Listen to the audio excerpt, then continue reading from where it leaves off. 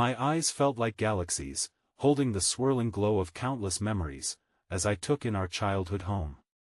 Its siding looked like remnants of driftwood after a bonfire. I swore I smelled the smoky char of pine creep into my nostrils.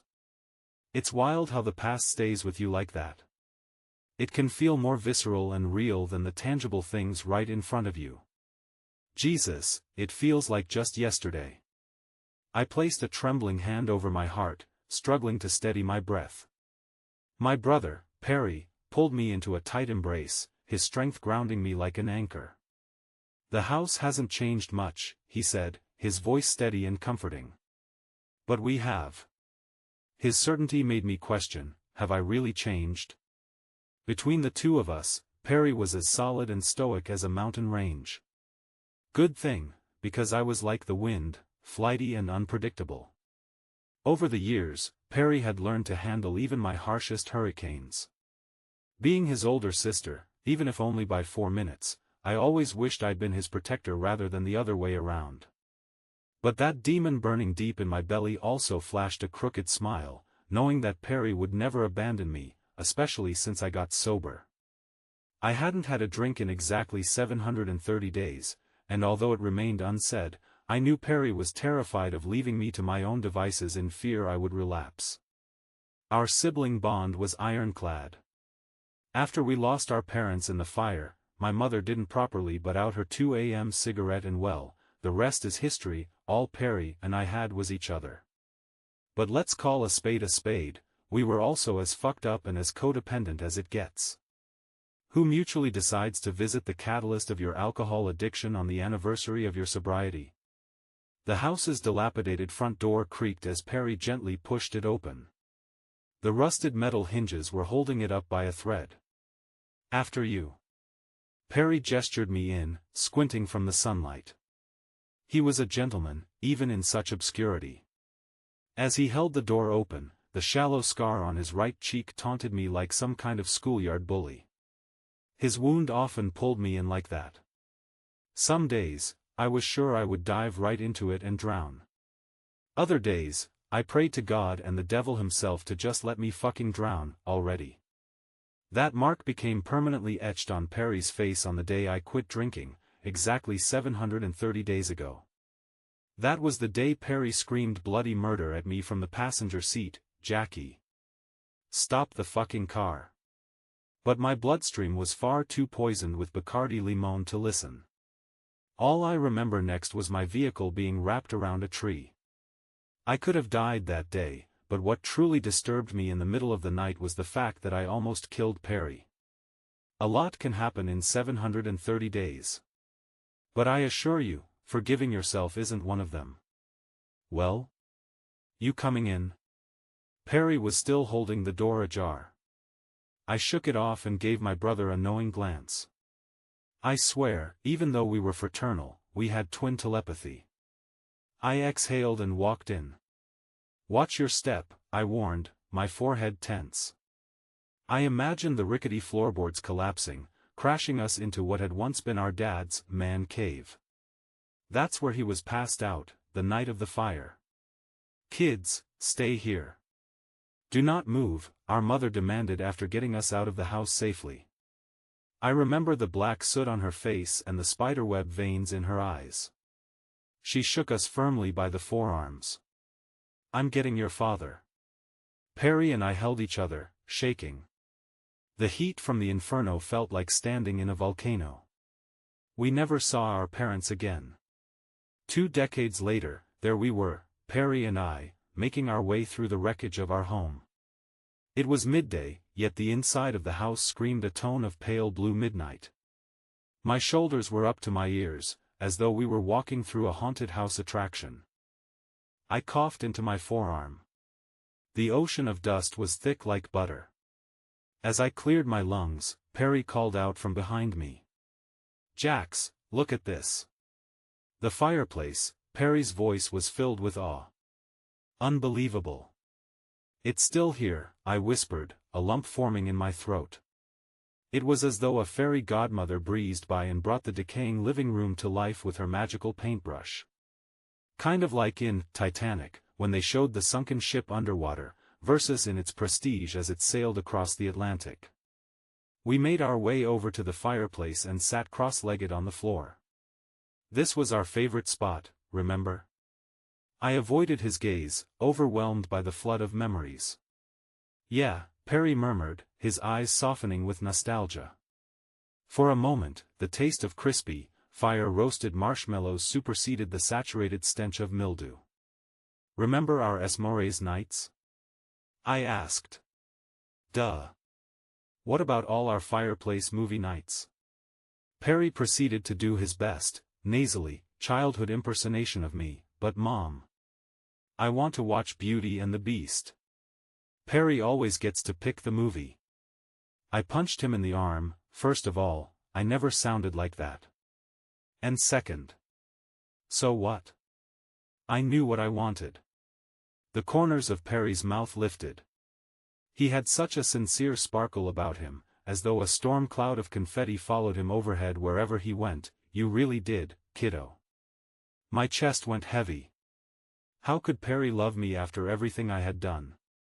After all the relationships I'd ruined? All the jobs I'd lost? All of his relationships I'd ruined? How could he still choose me, when so often I had chosen a 40 of Jack Daniels over him? How could Perry still love me after I almost fucking killed him? Perry's gaze widened. Hey. Remember when Mom would bring out those hot drinks she always made?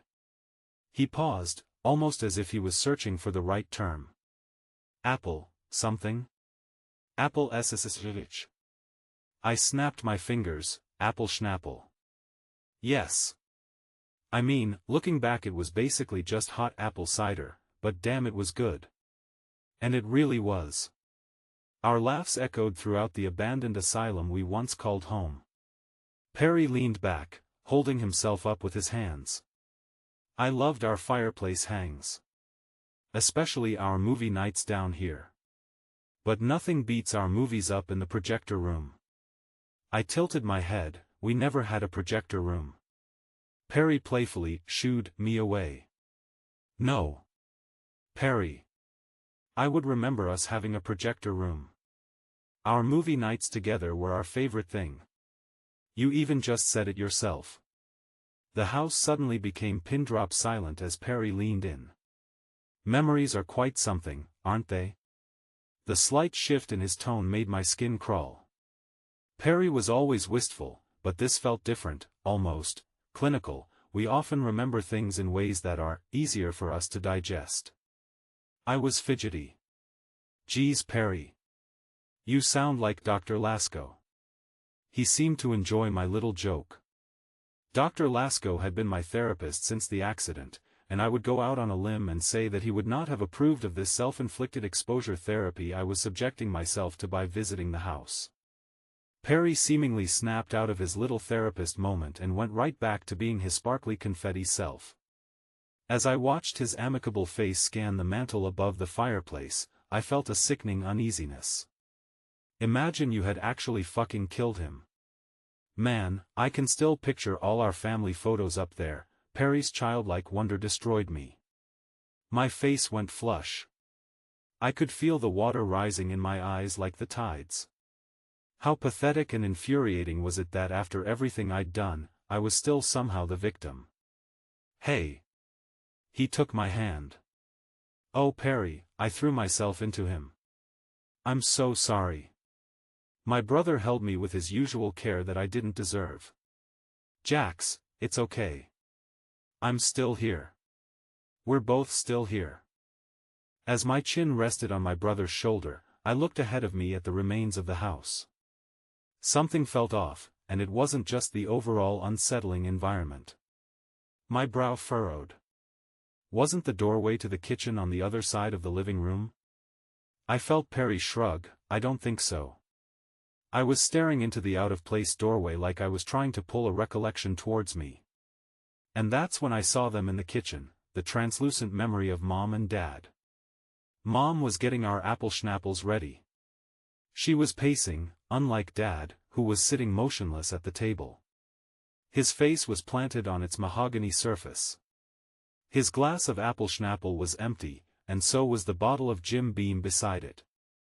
Mom floated into the living room, our warm beverages in hand and a cigarette in her mouth. "Kids, your father's not feeling well.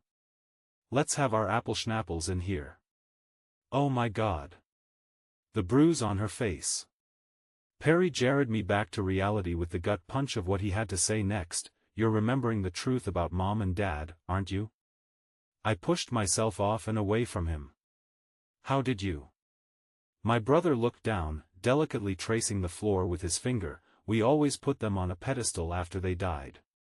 I felt a shiver run down my spine. "What are you talking about?" As Perry continued to speak, his words grew even more detached. "Do you remember that first drink Dad ever gave you?" My eyes darted around the room as my jugular pulsed in my neck. As much as I tried to escape what Perry had just said, I did remember. I could hear my dad slurring words of encouragement. "Come on, Jackie. Just one drink. It'll be our special time, just you and me." The bitterness of that first sip of beer made me squirm, but sharing a special time with my dad, and the desperate yearning that maybe he did love me, after all, was the overwhelm of the full moon swallowing me whole. I was only a child, and much like how my mom turned a blind eye to my father's drinking, she did the exact same when it came to her daughter. I'd used the death of my parents as the excuse for my alcoholism for so long, because admitting that they helped create the monster I would eventually become was like a knife to the heart. And knowing I had been too weak to conquer the addiction from my own volition just made the weapon twist in my chest. The room was spinning. My face was blistering hot like the night of the fire. Or was that the warm heat from the fireplace when we were kids? The childhood fireplace memories ran through my mind, frame by frame, until they eventually vaporized to nothing. I crouched over, thinking I might vomit. "We never had a fireplace." Perry was nodding, very matter-of-factly. My fingernails dug into my thighs when I looked at the fireplace and it was gone. Only a blank wall of faded, forest green wallpaper remained. Our house was once on fire, yes, but that was it. There was never a happy childhood fireplace. Ever. My hands were cold and clammy. I fell back onto the wall behind me. "Perry. Where are we?" He stood up and glided towards the staircase. One hand on the banister, his footsteps creaked, one by one, as he made his way to the second floor. My mouth was bone dry. "Perry." He stopped and turned towards me. "Come to the projector room. We love watching movies together, don't we? There's a movie I'd like to show you." As my brother disappeared from sight, I did what any classic horror movie trope would tell you to do. I went upstairs. I found Perry standing at the end of the ominous hallway. Large, empty picture frames lined the oxblood walls leading up to him. Through the doorway where Perry stood, particles in the air danced in the projector's cone-shaped light. That telltale winding of a film reel was the only sound in the deafening quiet of this house that I no longer recognized. Half of Perry's face, the one with the scar, was perfectly illuminated, as though he was wearing the mask from The Phantom of the Opera. "I think you're ready to see how this movie ends, Jackie. This is the most progress you've made since we've been coming here." I gripped my thumbs in the palms of my hands. "Perry, you're freaking the fuck out of me." I thought my knees might buckle as my brother's face glitched, like a flash of static snow on a television set. As his face settled back to normal to a deadpan gaze, he disappeared in the innocuous room. I followed, running on nothing but fumes. Clutching the doorway, my mouth fell agape. Perry was gone. I darted to the middle of the room. As I frantically searched for my brother, I shielded my eyes with the back of my hand from the projector's light. And that's when, from behind me, I heard 5 words that made my blood run cold. "Jackie. Stop the fucking car." I was convulsing yet paralyzed. Moving as slowly as cold molasses, I rotated on the spot towards my worst nightmare, shown on 35mm. On the projector screen was Perry and me in my car, exactly 730 days ago, the day I almost killed. Oh my God. My head pounded as fragmented memories surged. The reality of what happened began to crystallize, unrelenting. My joints ached and my stomach churned. Clamping a hand over my mouth to stifle a scream, I stumbled down the hallway as it began caving in on itself. The picture frames were sucked into the walls. The floorboards cracked into distorted peaks and valleys. Wooden beams swung down from the ceiling like pendulums. I tried to spit out the chalky grit of disintegrating drywall that made the hallway look like a winter squall. Panting heavily, I stopped dead in my tracks at the stained glass window. My body trembled with an all-too-familiar dread. Each time I faced this, I wondered if this fall would be the one that would finally end it all. Maybe it'd be better if it did. Holding my breath, I threw myself through the glass, my hands clawing the air for dear life. Free-falling 2 stories feels like an eternity when you're watching the memory of your childhood home fall apart before your very eyes. But when the weight of my body finally made contact with the earth, I gasped. The cold air of the hospital room shocked my lungs. I sat up, ripping the suction cups from my face and body. My gown was clinging to me, soaked in sweat. Medical equipment beeped all around me like a metronome. Dr. Lasko, my therapist since the accident, sat across the stark white room, sighing as he rubbed his forehead. He, too, was connected to a plethora of suction cups and wires. He looked a little worn out in the fluorescent overhead lighting.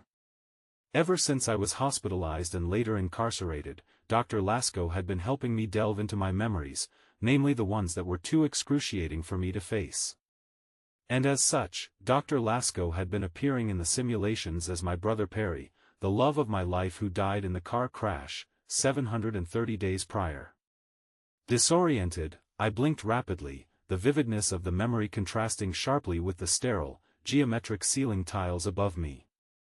I don't ever want to do that again. I was venomous. Jackie, Dr. Lasko started. Don't start, I pulled up 4 fingers for air quotes. Jackie, don't give up. This was the closest you've ever come to facing the truth. As the initial burst of adrenal and cortisol left my body, I fell back on my pillow. I was depleted. Quiet rivers flowed down my cheeks. Removing his own suction cups, Dr. Lasko approached my bedside and took a seat. He treaded lightly. Jackie, I understand how challenging this is for you, but you did an incredible job today. If we continue making progress like this, there's a real possibility you'll gain your freedom sooner. I looked at the well-meaning doctor, but all I could see was Perry. Multicolored confetti fell softly around him like that first November snow. His face was the sun. His eyes reflected the whole world back to me. Perry. With a weak grip, I took Dr. Lasko's hand. My vocal cords were like sandpaper. I'll leave this place one day, Doc. A single tear dripped from my chin onto my collarbone. But I'm not sure if I'll ever be free. Dr. Lasko didn't say a word, but I felt him squeeze my hand, just a little bit tighter. I licked the cracks on my lips as my eyes closed shut, imagining the oaky comfort of bourbon on my tongue. I felt myself drift, and good thing, because I needed the rest. Dr. Lasko and I would be delving into my memories again the following day. No matter how masochistic it felt, I vowed to keep showing up for the simulations. Even if I never forgave myself for what I did, at least in my memories, I got to see Perry.